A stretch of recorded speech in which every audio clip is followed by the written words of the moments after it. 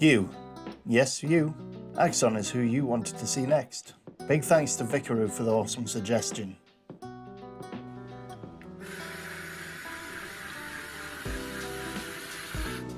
Let's get our Axon started.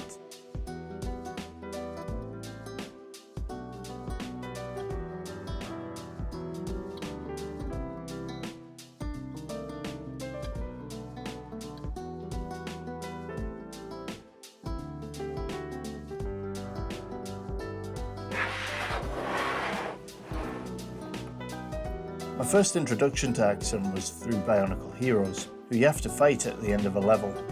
I was left with the impression that he was a big brute with more brawn than brains and a short temper, working alongside Redak. So I was pleasantly surprised to learn that, in fact, Axon is strong and a brave defender of justice. What? My whole life I've thought this guy was a villain. Thanks, TT Games.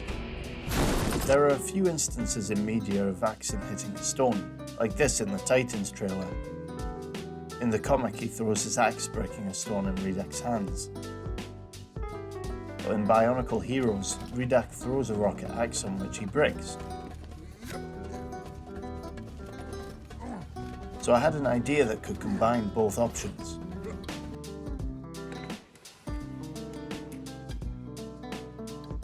Using this handy tutorial from Bionicle Heroes, I dismantled Axon into appropriate sections for priming.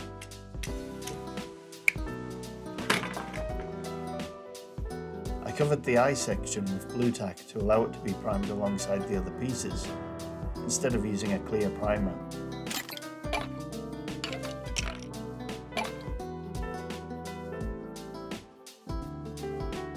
And it worked really well.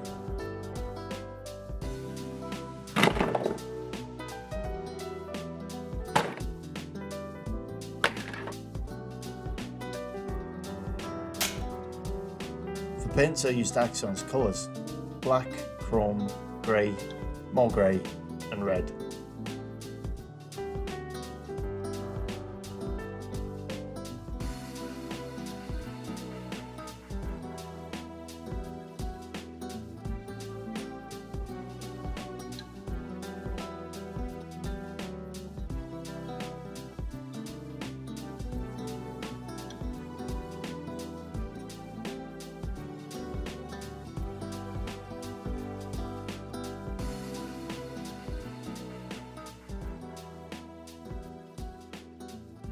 The painting process didn't take as long as I thought it would have. Yeah, there were more pieces to paint and more intricate details to get stuck into, but it was not overwhelming in any regard. Stick some music on and get lost in the process. Before you know it, it's midnight.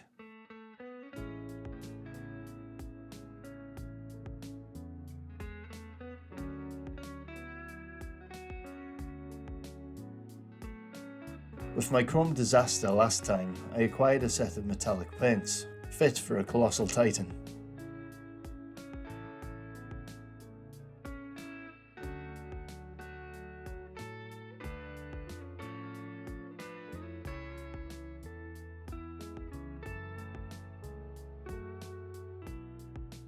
Axon deserves a cool shoe shine.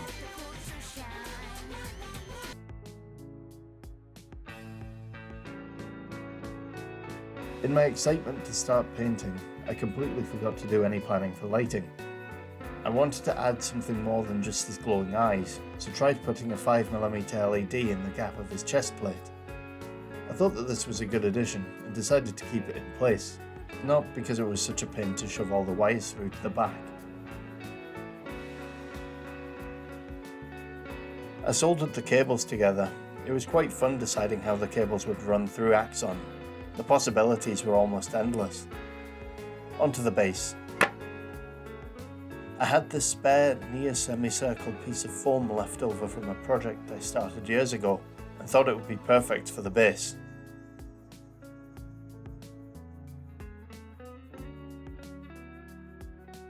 I trimmed the rough edges to give a more rocky aesthetic.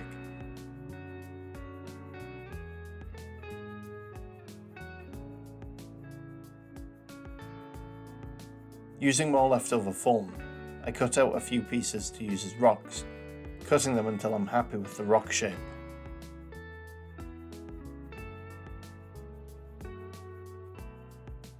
I wanted one rock for Axon to lean on, and the other to house a stone he would be splitting.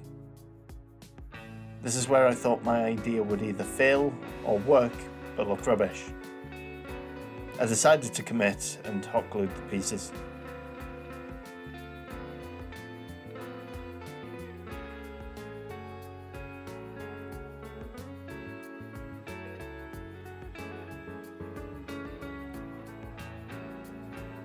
After being so focused on making the stone, I didn't record any footage of me carving any of it. It's definitely not a Michelangelo masterpiece, but I'm happy with how it's looking. To make a knot rock look like rock, use a rocky rock and rock it on the knot rock until the knot rock looks like rock. Rock music is optional. Rock doesn't sound like a real word anymore. The rain has been relentless here, so I wasn't able to spray prime the base, so I used the brush on primer instead.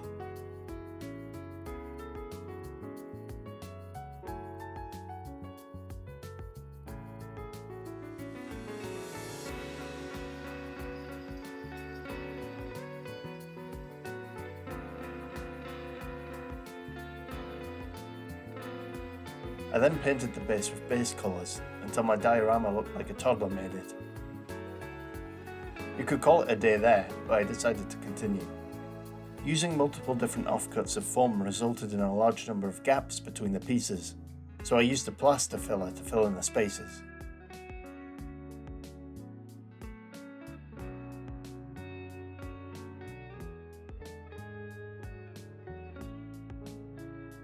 Porridge today, Gromit.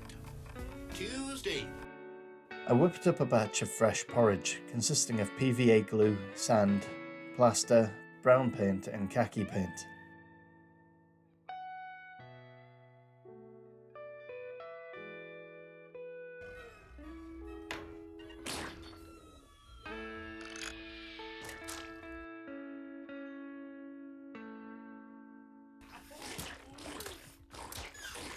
I added an extra topping of sand granola for added flavour, and small stones for added crunch.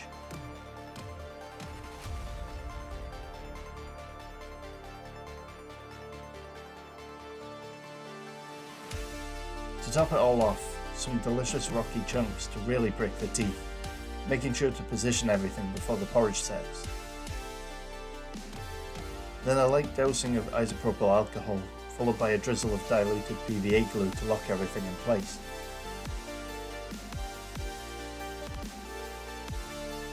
I marked where the cables would go through the base and cut away a section under the base for the battery housing to fit.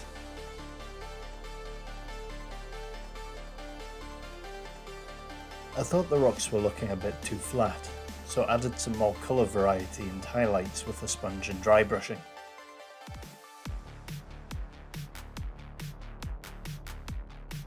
I hot glued Axon and the stone into place. I decided against painting the red cables black for Axon. I feel that the two cable colours work well with his design, whereas it wouldn't for others. It's definitely not because I forgot to paint them. For the final touches, I sprinkled some sand onto Axon's feet and axe to make him feel more connected to the base.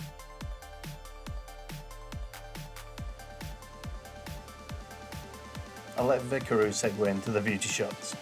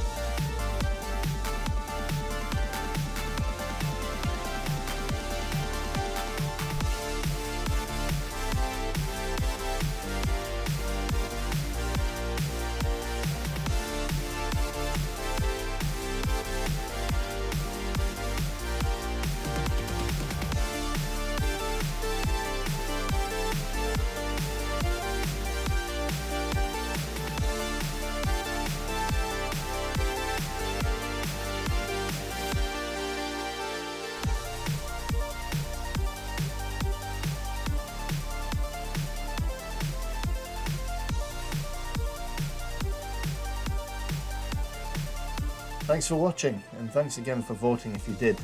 I will do the others one day, no promises when that will be though. Keep your suggestions coming in, I'll see you in the comments. No hints for the next one. Matt out.